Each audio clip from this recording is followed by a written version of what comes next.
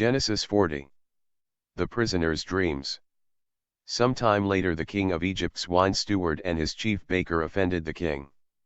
He was angry with these two officials, and put them in prison in the house of the captain of the guard, in the same place where Joseph was being kept. They spent a long time in prison, and the captain assigned Joseph as their servant.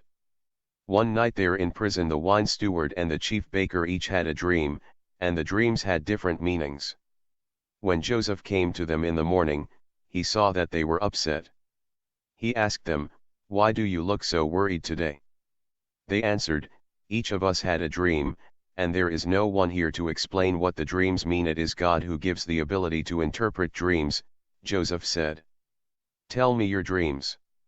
So the wine steward said, "In my dream there was a grapevine in front of me, with 3 branches on it.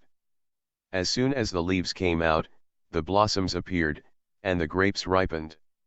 I was holding the king's cup, so I took the grapes and squeezed them into the cup and gave it to him."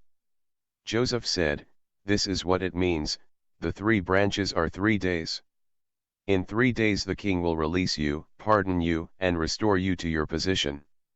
You will give him his cup as you did before when you were his wine steward. But please remember me when everything is going well for you, and please be kind enough to mention me to the king and help me get out of this prison.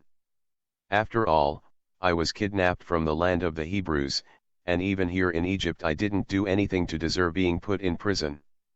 When the chief baker saw that the interpretation of the wine steward's dream was favorable, he said to Joseph, "I had a dream too. I was carrying 3 bread baskets on my head.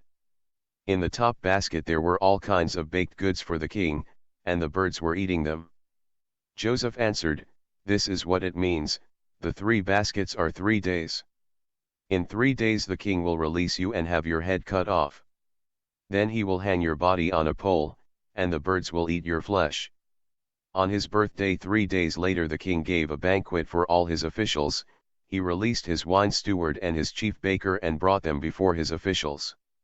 He restored the wine steward to his former position, but he executed the chief baker. It all happened just as Joseph had said.